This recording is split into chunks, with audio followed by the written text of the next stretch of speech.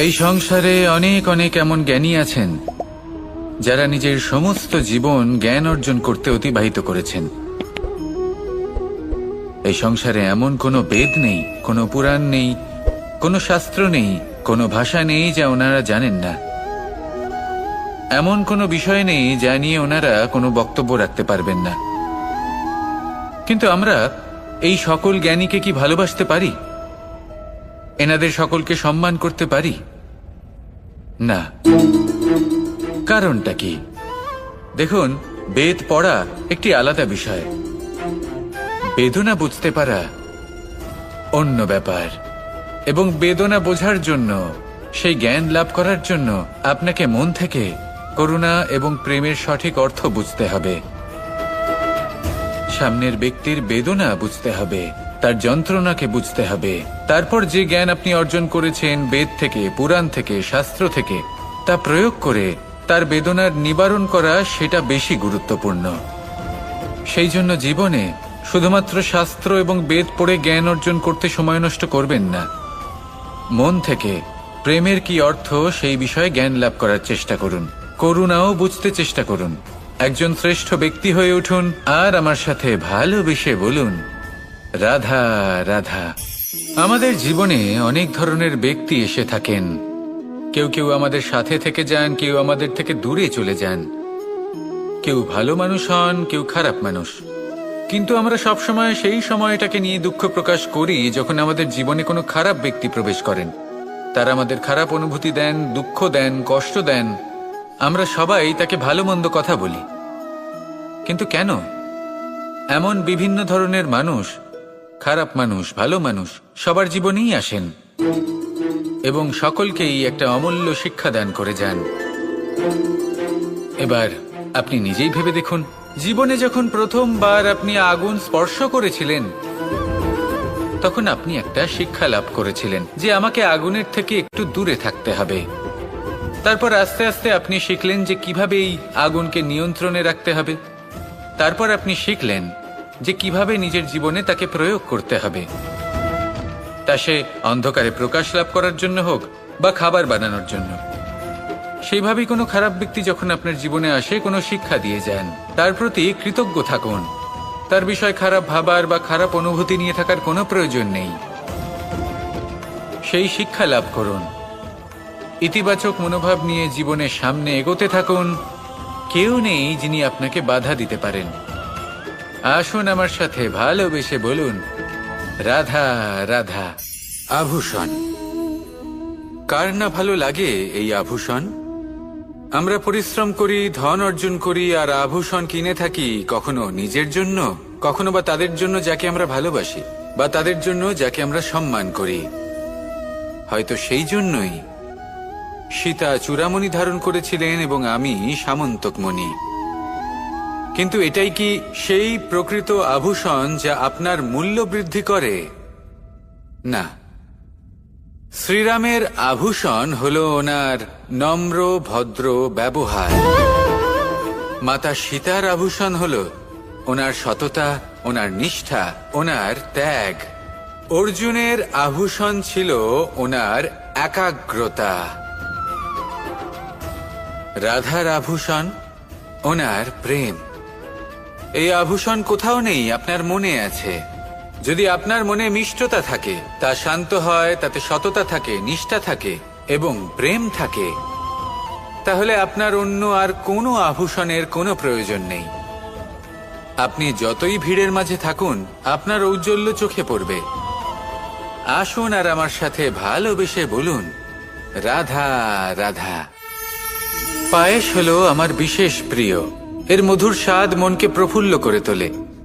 ছোটবেলায় মা আমার জন্য পায়েস বানাতেন এবং আমাকে বলতেন যে গরম থাকতে থাকতে খেয়ে নে কানাই, ঠান্ডা হয়ে গেলে ভালো লাগবে না। কিন্তু আমিও দুষ্টু ছিলাম, ঠান্ডা হওয়া পর্যন্ত অপেক্ষা করতাম। আর ঠান্ডা হয়ে যাওয়ার পরে মার কাছে যেতাম আর ওনাকে বলতাম যে মা, পায়েস তো ঠান্ডা হয়ে গেছে, এটা গরম করে দিন। তখন মা হাসতেন আর বলতেন যে পায়েস না হয় আমি আবার গরম করে দেব কানাই, কিন্তু এর মধুর স্বাদ, সেই মিষ্টত্ব, সেই সুবাস, সেটা আবার ফিরে আসবে না। কথাটা সত্যি। আর এই সত্যটাই আমাদেরও জীবনের সত্য। আমাদের জীবনের মধুর সম্পর্কগুলি এতে যখন কটুভাব প্রবেশ করে তখন সেই মিষ্টত্ব ফিরিয়ে আনা প্রায় অসম্ভব ব্যাপার হয়ে যায়। আপনি চেষ্টা করে সেই সম্পর্ক ঠিক করতেই পারবেন, তার জন্য অগাধ পরিশ্রম করতে হবে, কিন্তু আবার সেই মিষ্টত্ব কখনো ফিরে আসবে না। সেই জন্য আপনার জীবনের যে মধুর সম্পর্ক আছে যতটা সম্ভব চেষ্টা করুন তাতে মিষ্টত্ব বজায় রাখতে। কটুভাব আসতে দেবেন না। আসুন আর আমার সাথে মধুর স্বরে বলুন, রাধা রাধা। শব্দ শব্দ আসলে কি? শুধুই কয়েকটি অক্ষরের সমষ্টি, নাকি আমাদের বাণী? এই শব্দ এমন এক শক্তি যা কাউকেই নিজের বশবর্তী করে ফেলতে পারে। শব্দ এমন এক অস্ত্র যা কাউকে ক্ষত বিক্ষত করে দিতে পারে। এই শব্দ হলো একটি নাদ স্বরূপ যা কোনো ঘুমন্ত ব্যক্তিকেও জাগিয়ে তুলতে পারে এবং নিজের লক্ষ্যের দিকে অগ্রসর করতে পারে। শব্দে এত শক্তি আছে যে কারোর মনে এতটা আঘাত দিতে পারে যে সে হয়তো জীবনে আর কখনো এগোতেই পারল না। তাহলে এই শব্দের প্রয়োগ খুব ভেবেচিন্তে করবেন। এবং এই শব্দের মতোই হলো নীরবতা। অনেক সময় এই নীরবতা আমাদের সহায়ক হয়ে ওঠে। অনেক সময় এটা আমাদের অনুশোচনাকে অনেক বেশি বাড়িয়ে তুলতে পারে। ভীষ্ম পিতামহ, অঙ্গরাজ কর্ণ যখন দ্রৌপদীর বস্ত্রহরণ হচ্ছিল তখন এনারা নীরব ছিলেন। দুর্যোধনের বিরোধিতা করেননি, ওকে বাধা দেননি। আর তারপর কি হলো সেটা আপনারা সকলে জানেন। দেখতে গেলে নীরবতা চুপ করে থাকা, কিন্তু যদি কোনো দুষ্টের সামনে চুপ করে থাকেন, যদি তার বিরোধিতা না করতে পারেন, তাহলে এই নীরবতাই অনেক বড় পাপের আকার ধারণ করে। মনে রাখবেন আর আমার সাথে ভালোবেসে বলবেন, রাধা রাধা। মহাভারতে অনেক যোদ্ধারা অংশগ্রহণ করেছিলেন। সবাই ছিলেন শ্রেষ্ঠ কুলের। কেউ কেউ ছিলেন বড় বড় রাজ্যের রাজা, কেউ কেউ ছিলেন দেবতার পুত্র। এনারা সবাই অংশ নিয়েছিলেন। এনারা সবাই শ্রেষ্ঠ কুলের, প্রত্যেকে ভালো পরিবেশ পেয়েছেন। কিন্তু সেখানেই অন্যদিকে ছিল বারবারিক, অসুরপুত্র বারবারিক। এবং এই অসুরপুত্র বারবারিকই এই সময় দাঁড়িয়ে ভগবান রূপে স্থাপিত হয়ে আছেন। পুজো করা হয় তাকে। কারণটা কি?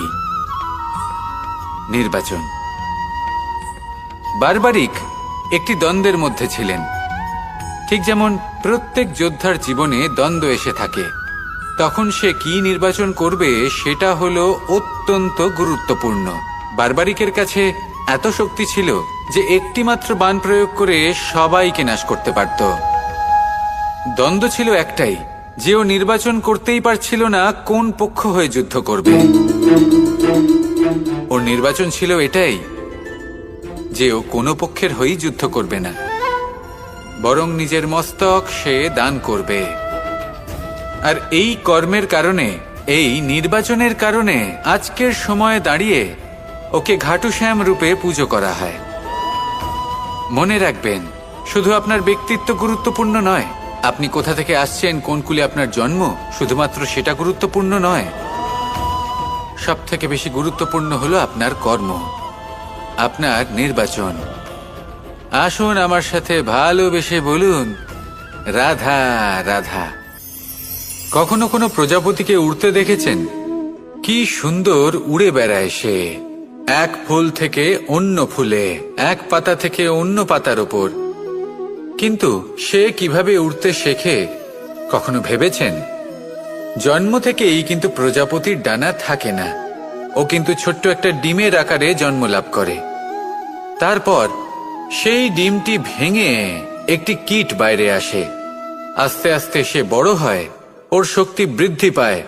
তারপর সে সেই কীট দশা ত্যাগ করে নিজের ডানাগুলি মেলে। এই প্রক্রিয়া তার কাছে সরল নয়, অত্যন্ত যন্ত্রণাদায়ক প্রক্রিয়া, কিন্তু সে সেই যন্ত্রণা মেনে নেয়। আর তারপর আস্তে আস্তে সে উড়তে শেখে। শুধুমাত্র আকাশে উড়ে বেড়ায় তা নয়, আমাদের মনের মাঝে উড়ে বেড়ায়।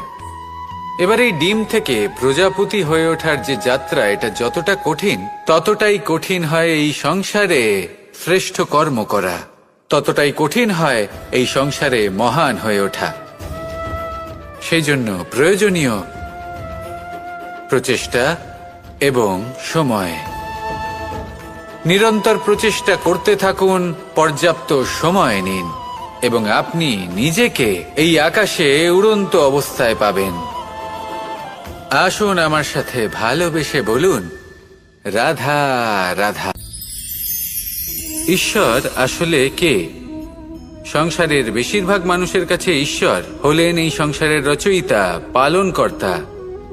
কারোর কাছে উনি জ্ঞাতা, কারোর কাছে উনি হলেন আস্থার প্রতীক, আবার কারোর জন্য শুধুমাত্র অন্ধ বিশ্বাস।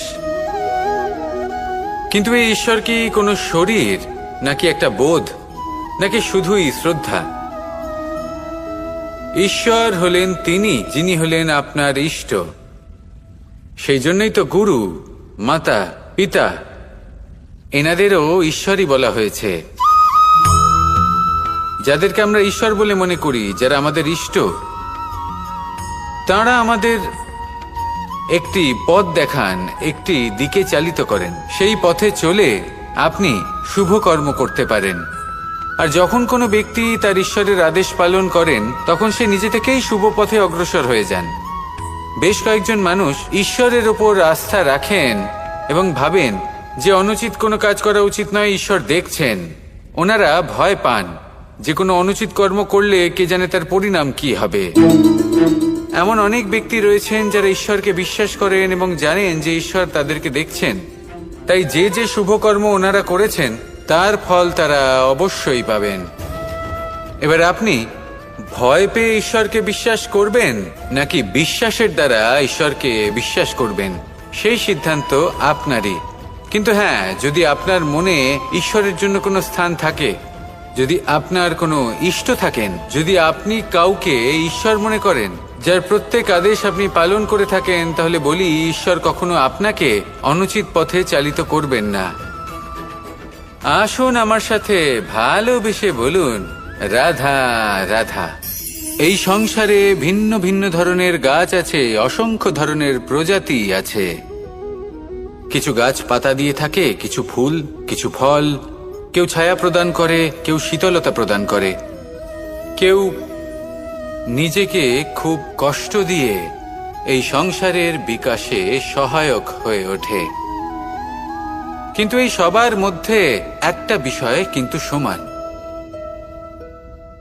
এরা প্রত্যেকেই পাতা ছাড়া, ফুল ছাড়া, ফল ছাড়া জীবিত থাকতেই পারে, কিন্তু কোনো বৃক্ষই শিকড় ছাড়া বেঁচে থাকতেই পারে না। এটাই হলো রাধার। ঠিক সেইভাবেই আমাদের জীবনে শক্তি হোক, ধন হোক বা সাফল্য হোক, আমাদের বা আমাদের পরিবারের প্রসন্নতাই হোক, এই সব কিছুর আধার হলো, সবকিছুর মূল হলো পরিশ্রম। তাই জীবনে চিরকাল পরিশ্রম করতে থাকুন। যদি আপনি জীবনে মহান হবার পথে অগ্রসর হতে চান, তাহলে পরিশ্রম করুন। এই পরিশ্রম দ্বারাই নিজের পরিবারকে প্রসন্ন করুন, নিজের বন্ধুদের প্রসন্ন করুন, এই সমাজকে গর্বিত করুন। আসুন আমার সাথে ভালোবেসে বলুন, রাধা রাধা। একে বালি বলুন, মাটি বলুন বা ধুলো বলুন, এ দিয়ে কত কিছু করা সম্ভব। এ দিয়ে আপনি নিজের বাসস্থান নির্মাণ করতে পারেন, প্রাচীর গড়ে তুলতে পারেন, অট্টালিকা নির্মাণ করতে পারেন। কিন্তু যদি এই বালিকে আপনি মুষ্টিবদ্ধ করে রাখতে চান, তাহলে তা হাত থেকে ফসকে যাবে। আপনি কখনোই একে মুষ্টিবদ্ধ করতে পারবেন না। এরকমই হয় আমাদের জীবন, আর এরকমই হয় সময়। এই মুষ্টিবদ্ধ করা বালির মতো। সময়কে আমরা বাধা দিতে পারবো না, আটকেও রাখতে পারবো না। এ হলো প্রবাহমান। জন্ম থেকে মৃত্যু পর্যন্ত এই যে সময়, তা খুবই সীমিত। আর এই সময় আমরা যেটাই করি তার দ্বারাই আমাদের মূল্য নির্ধারিত হয়। আর এই সংসার থেকে চলে যাওয়ার পরেও এই সংসার এই সব কর্মের জন্যই আমাদের মনে রাখে।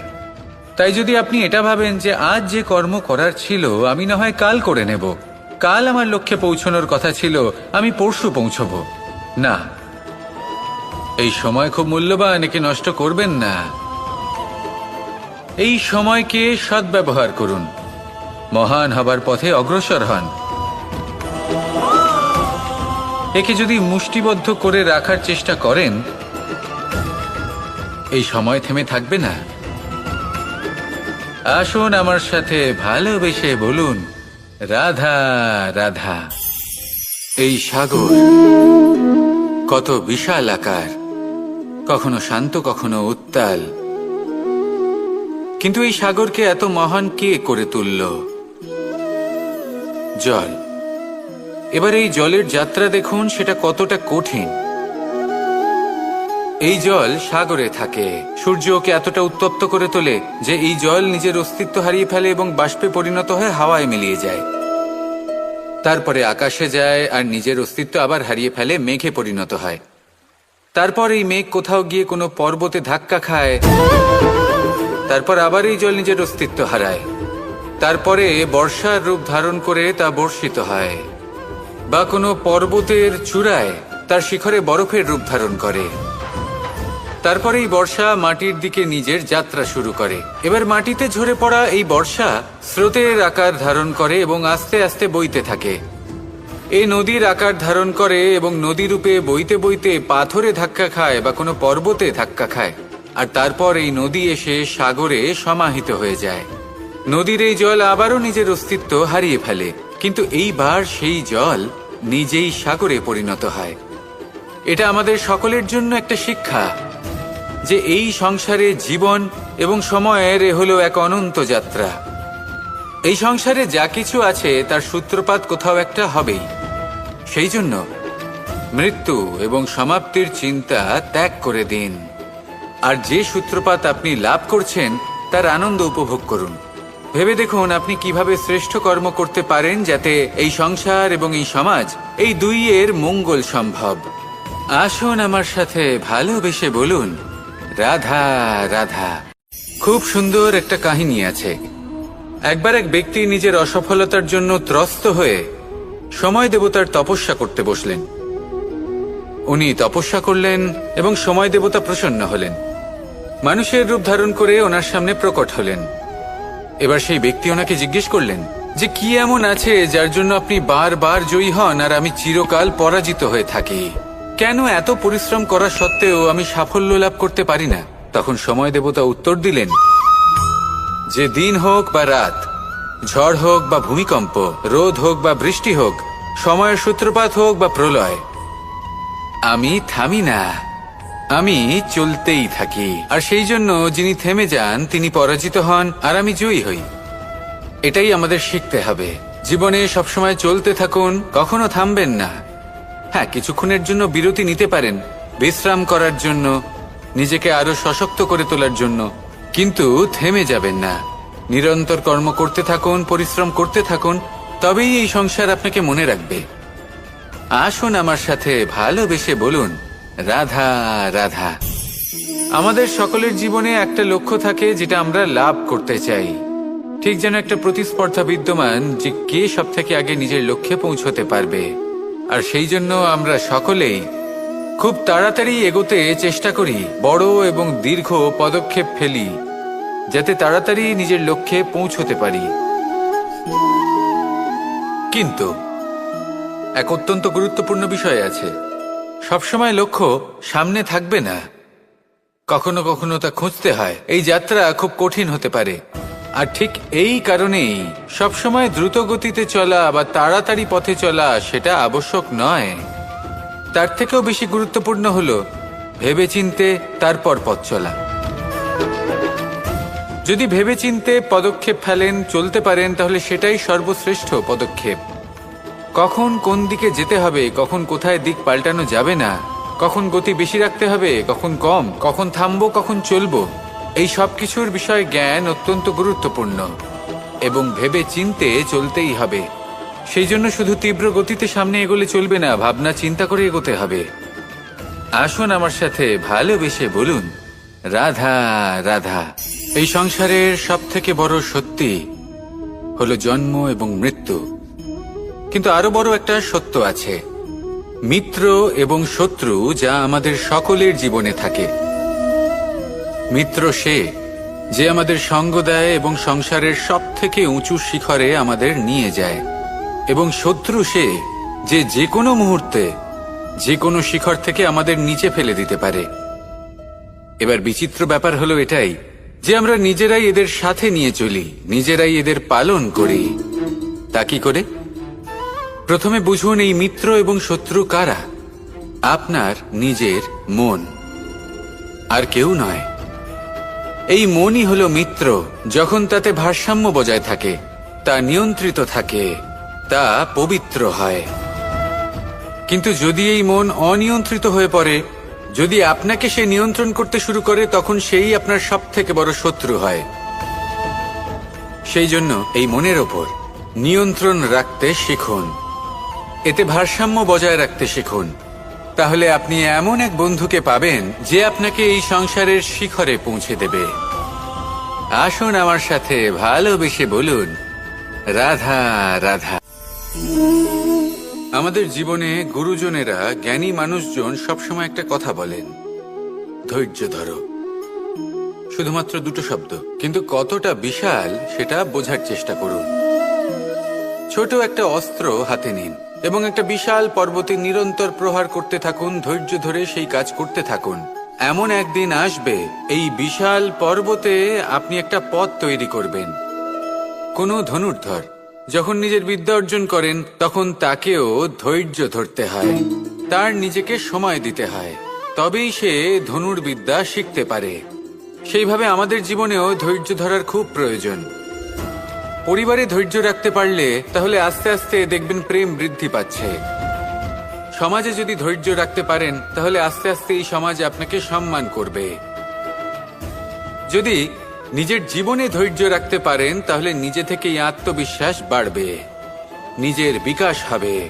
জীবনে সবই সম্ভব যদি ধৈর্য রাখতে পারেন। হয়তো আস্তে আস্তে হবে, কিন্তু হবে অবশ্যই। শুধু ধৈর্য রাখুন, কারণ ধৈর্যই সবথেকে বড় পুঁজি। আসুন আর আমার সাথে ভালোবেসে বলুন, রাধা রাধা। অনেক সময় আমরা জীবনে অনেক মানুষকে এমন বলতে শুনে থাকি যে আমি অসফল হয়েছি কারণ আমার সময় ভালো যাচ্ছিল না। আমি এই জিনিসটা লাভ করতে চাইছিলাম কিন্তু করতে পারলাম না কারণ আমার সময়টা ভালো যাচ্ছিল না। আমি আমার জীবনে ওই মহান কাজটা করতে চাইছিলাম কিন্তু করতে পারলাম না। কেন? কারণ আমার সময়টা ভালো যাচ্ছিল না। কিন্তু যে মুহূর্তে ভালো সময় আমার জীবনে আসবে, আমি সব কিছু প্রাপ্ত করব। এমন প্রায় প্রত্যেকেই বলেন। আসুন একটা কথা বোঝা যাক। একজন মালিকে দেখুন, সে প্রত্যেক দিন গাছের সেবা করে, তাকে জল দেয়, তার যত্ন আত্তি করে। কেন? প্রত্যেক দিন সেই গাছ ফল দেয় না। সঠিক সময় এলে তবেই সেই গাছ ফল দেয়, কিন্তু প্রত্যেক দিন মালি তার সেবা করে, তাকে যত্ন করে। শুধুমাত্র তখন করে না যখন সেই গাছ ফল দিতে সক্ষম। আর যদি মালি গাছের যত্ন প্রতিদিন না করে, তাহলে হয়তো সেই গাছ ফল দিতেই পারবে না। এটাই হলো আমাদের জন্য একটা শিক্ষা।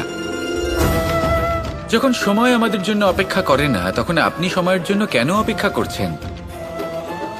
ভালো সময়ের জন্য অপেক্ষা করবেন না। ভালো এবং শুভ কর্ম দ্বারা ভালো সময়কে নিজের কাছে টেনে আনুন। নিরন্তর কর্ম করুন, পরিশ্রম করতে থাকুন। শুভ সময় আপনা থেকেই আপনার কাছে আসবে। আসুন আমার সাথে ভালোবেসে বলুন, রাধা রাধা। আমাদের জীবনে যখনই আমরা কোনো বড় দায়িত্বের সম্মুখীন হই, তখন আমরা তার থেকে দূরে পালাই, আর এই অজুহাত দিই যে না না, এত বেশি ভার বহন করার যোগ্যতা আমার নেই, আমি করতেই পারবো না। দেখুন, এই সংসারে ভিন্ন ভিন্ন ধরনের গাছ আছে, ছোট গাছ, বড় গাছ, কিন্তু বটগাছের মতো বড় এবং নিবিড় গাছ আর একটাও নেই। সে নিঃস্বার্থভাবে এই সংসারকে সেবা করে যায়, ছায়া প্রদান করে, শীতলতা প্রদান করে। আর যখন এমন সময় আসে যখন তার ওপর বোঝা অত্যন্ত বেড়ে যায়, সে কিন্তু কোনোভাবেই ভেঙে পড়ে না। তখন সে নিজের নিঃস্বার্থ কর্মের ফল লাভ করে, সেই নিঃস্বার্থ কর্ম যা সে করেছে। তার দেহ থেকে ছোট ছোট ঝুড়ি বার হয় এবং তা কাণ্ডের আকার ধারণ করে। সেই কাণ্ড মাটির কাছে পৌঁছয় এবং তারপর তা বটগাছের সহায়ক হয়ে ওঠে। সে ভেঙে পড়ে যায় না। এইভাবে আপনিও জীবনে নিঃস্বার্থভাবে সবার সেবা করুন, ভালোবাসুন, সবাইকে সাহায্য করুন। যেদিন আপনার ওপর বোঝা অত্যন্ত বেড়ে যাবে, সেদিন এই সব মানুষ আপনাকে সাহায্য করার জন্য আসবেন, আপনার শক্তি হয়ে উঠবেন। আর আপনি বটগাছের মতোই মহান এবং বিশাল হয়ে উঠবেন। আসুন আর আমার সাথে ভালোবেসে বলুন, রাধা রাধা। এই সংসারের সব থেকে বড় রোগ কোনটা? কেউ বলবে মানসিক রোগ, কেউ বলবে সেই রোগ যা সর্পদংশনের ফলে হয়ে থাকে। এই সংসারে ভিন্ন ভিন্ন ধরনের রোগ আছে এবং তার সাথে ভিন্ন ভিন্ন ধরনের যন্ত্রণাও রয়েছে। এমন একটা রোগ আছে যা চোখে দেখা যায় না, যা আপনার শরীরে কোনো দাগ রেখে যায় না, কিন্তু আপনার আত্মাকে পর্যন্ত ক্ষত বিক্ষত করে, অসুস্থ করে তোলে, বিনাশ করে দেয় আপনাকে এবং তার সাথে আপনার আত্মাকেও। এই অসুখের নাম হলো লালসা। লালসা, যে কর্ম সাধন করেছেন তার থেকে বেশি ফল লাভ করার আশা। লালসা, যা আজ আছে তার থেকে অনেক বেশি লাভ করার ইচ্ছে। এই ইচ্ছে এই সংসারে সবার থেকে এগিয়ে থাকার আপনাকে প্রেরণা যোগাবে, কিন্তু তার জন্য আপনাকে অপরাধযোগ্য কাজ করতে উৎসাহিত করবে। আপনার বন্ধু, আপনার আত্মীয়, আপনার পরিবার, এই সবার থেকে আপনি কখন দূরে চলে যাবেন আপনি বুঝতেই পারবেন না। উচিত অনুচিত কোনটা, ধর্ম অধর্ম কোনটা, সব ভুলে যাবেন আপনি। সেই জন্য মনে রাখবেন, নিজের জীবনে যদি আপনি লালসার থেকে নিজেকে দূরে রাখতে পারেন, তাহলে এর অর্থ হলো যে আপনি এই সংসারের সব থেকে বড় অসুখের ওপর বিজয় লাভ করেছেন। আসুন আমার সাথে ভালোবেসে বলুন, রাধা রাধা। মানুষ তার জীবনে দুই ধরনের পরিস্থিতিকে খুব ভয় পায়। এক, কোনো কারণবশত কারোর সামনে নত হওয়া। দুই, কোনো কারণে নিজের চরিত্র থেকে, নিজের মূল্যবোধ থেকে বিচ্যুত হওয়া। এবার কেন হয় এরকম যে কথায় কথায় কারোর সামনে নত হতে হয়? কেন বারংবার নিজের চরিত্র থেকে চ্যুত হতে হয়? এরকম কেন হয়? এটা তখনই হয় যখন আমাদের শিক্ষা এবং মূল্যবোধের অভাব থাকে। যদি মানুষের মধ্যে প্রকৃত শিক্ষা থাকে, তাহলে এই সংসারে কোনো সময় এবং কারোর সামনেই নত হওয়ার কোনো প্রয়োজন নেই। যদি মানুষের মধ্যে মূল্যবোধ থাকে, তাহলে তাকে নিজের মূল্যবোধ বা চরিত্র থেকে বিচ্যুত হতে হয় না, তা সে যাই হয়ে যাক না কেন। কোনো বালককে যদি জন্ম থেকেই সুশিক্ষার অধিকারী করা হয়, শিক্ষিত করা হয়, মূল্যবোধের অধিকারী করা হয়, তবে সে এই সংসারে এমন কর্ম করবে যাতে সে নিজেকে, নিজের পরিবারকে, সমগ্র সমাজকে গর্বিত করতে পারে। শিক্ষা লাভ করুন, মূল্যবোধ লাভ করুন এবং আমার সাথে ভালোবেসে বলুন, রাধা রাধা। একটা শব্দ আছে, পরিস্থিতি। অনেক মানুষের মুখে আমরা এই শব্দ শুনি। জীবনে যখন অসফল হই, দুঃখ আসে, সংকট আসে, কোনো বিপদ ঘনিয়ে আসে, তখন সমস্ত দোষ আমরা পরিস্থিতির ওপর চাপিয়ে দিই। আর দেখতে গেলে কোথাও না কোথাও ঠিকই করি। এই পরিস্থিতি প্রত্যেক দিনের মতো পাল্টাতে থাকে, কিন্তু এই দিন, এই রাত, এমন কেউ আছেন যিনি এর ওপরেও নিয়ন্ত্রণ সাধন করেন, আর তিনি হলেন সূর্য। ঠিক সেই রকমই আমাদের জীবনেও সূর্য হলো এই মন। যদি এই মনের উপর আমরা নিয়ন্ত্রণ করতে পারি, তাহলে আমরা জীবনকেও নিয়ন্ত্রণ করতে পারব। প্রথমে এই মনের রাজা হয়ে উঠতে হবে। তাই মনে রাখবেন, যদি মন দুর্বল হয়, তাহলে পরিস্থিতি আমাদের সমস্যা বলে মনে হবে। এই মন যদি স্থির হয়, পরিস্থিতি প্রতিস্পর্ধা বলে মনে হবে।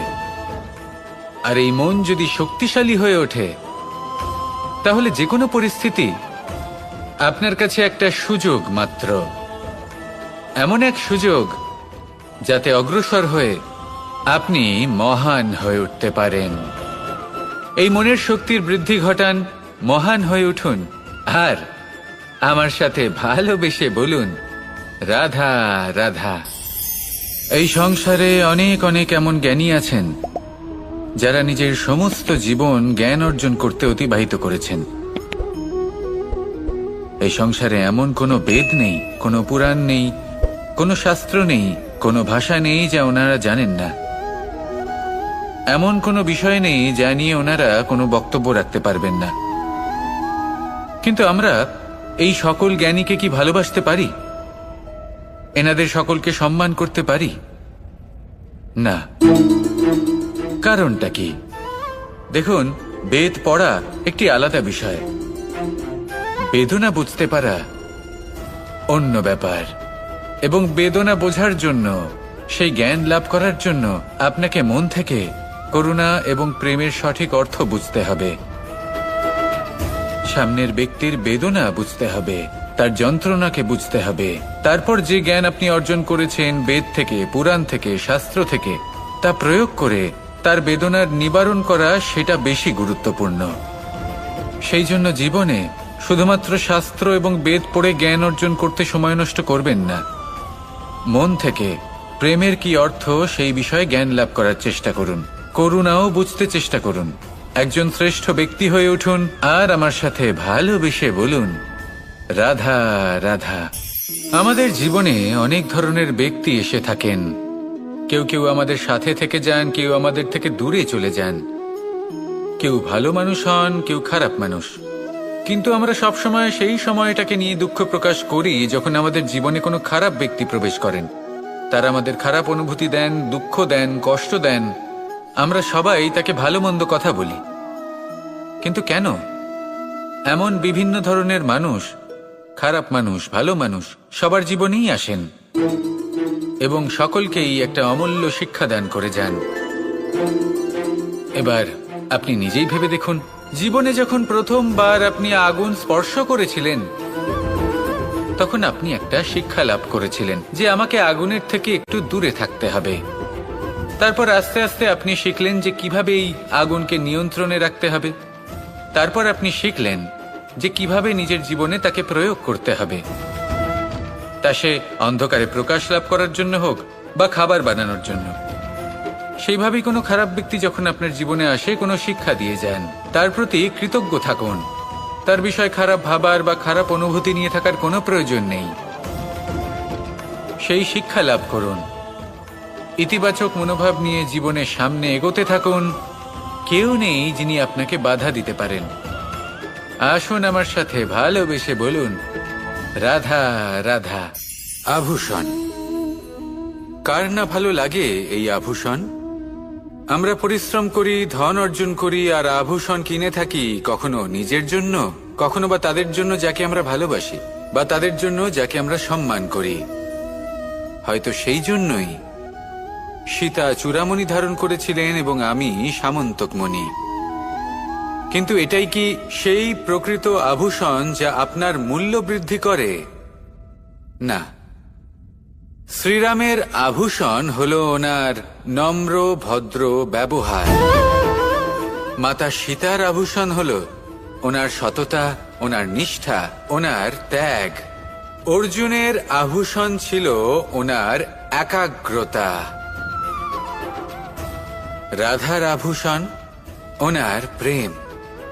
এই আভূষণ কোথাও নেই, আপনার মনে আছে।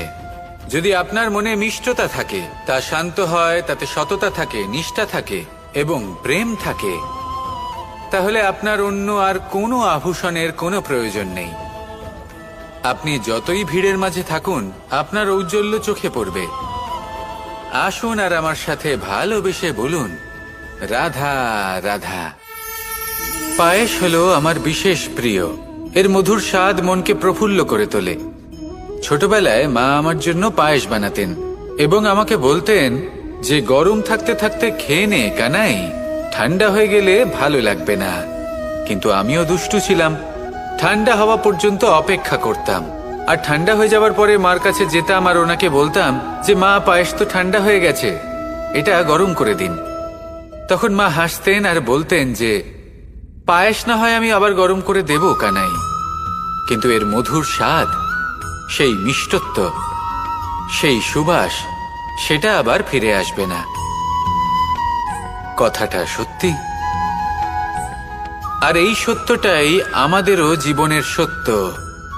আমাদের জীবনের মধুর সম্পর্কগুলি, এতে যখন কটুভাব প্রবেশ করে তখন সেই মিষ্টত্ব ফিরিয়ে আনা প্রায় অসম্ভব ব্যাপার হয়ে যায়। আপনি চেষ্টা করে সেই সম্পর্ক ঠিক করতেই পারবেন, তার জন্য অগাধ পরিশ্রম করতে হবে, কিন্তু আবার সেই মিষ্টত্ব কখনো ফিরে আসবে না। সেই জন্য আপনার জীবনের যে মধুর সম্পর্ক আছে, যতটা সম্ভব চেষ্টা করুন তাতে মিষ্টত্ব বজায় রাখতে। কটুভাব আসতে দেবেন না।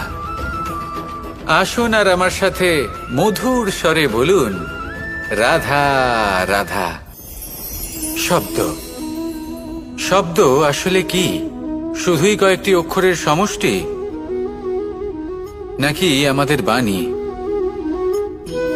এই শব্দ এমন এক শক্তি যা কাউকেই নিজের বশবর্তী করে ফেলতে পারে। শব্দ এমন এক অস্ত্র যা কাউকে ক্ষত বিক্ষত করে দিতে পারে। এই শব্দ হলো একটি নাদ স্বরূপ, যা কোনো ঘুমন্ত ব্যক্তিকেও জাগিয়ে তুলতে পারে এবং নিজের লক্ষ্যের দিকে অগ্রসর করতে পারে। শব্দে এত শক্তি আছে যে কারোর মনে এতটা আঘাত দিতে পারে যে সে হয়তো জীবনে আর কখনো এগোতেই পারল না। তাহলে এই শব্দের প্রয়োগ খুব ভেবে চিন্তে করবেন। এবং এই শব্দের মতোই হলো নীরবতা। অনেক সময় এই নীরবতা আমাদের সহায়ক হয়ে ওঠে। অনেক সময় এটা আমাদের অনুশোচনাকে অনেক বেশি বাড়িয়ে তুলতে পারে। ভীষ্ম পিতামহ, অঙ্গরাজ কর্ণ, যখন দ্রৌপদীর বস্ত্রহরণ হচ্ছিল তখন এনারা নীরব ছিলেন। দুর্যোধনের বিরোধিতা করেননি, ওকে বাধা দেননি। আর তারপর কি হলো সেটা আপনারা সকলে জানেন। দেখতে গেলে নীরবতা চুপ করে থাকা, কিন্তু যদি কোনো দুষ্টের সামনে চুপ করে থাকেন, যদি তার বিরোধিতা না করতে পারেন, তাহলে এই নীরবতাই অনেক বড় পাপের আকার ধারণ করে। মনে রাখবেন আর আমার সাথে ভালোবেসে বলবেন, রাধা রাধা। মহাভারতে অনেক যোদ্ধারা অংশগ্রহণ করেছিলেন। সবাই ছিলেন শ্রেষ্ঠ কুলের। কেউ কেউ ছিলেন বড় বড় রাজ্যের রাজা, কেউ কেউ ছিলেন দেবতার পুত্র।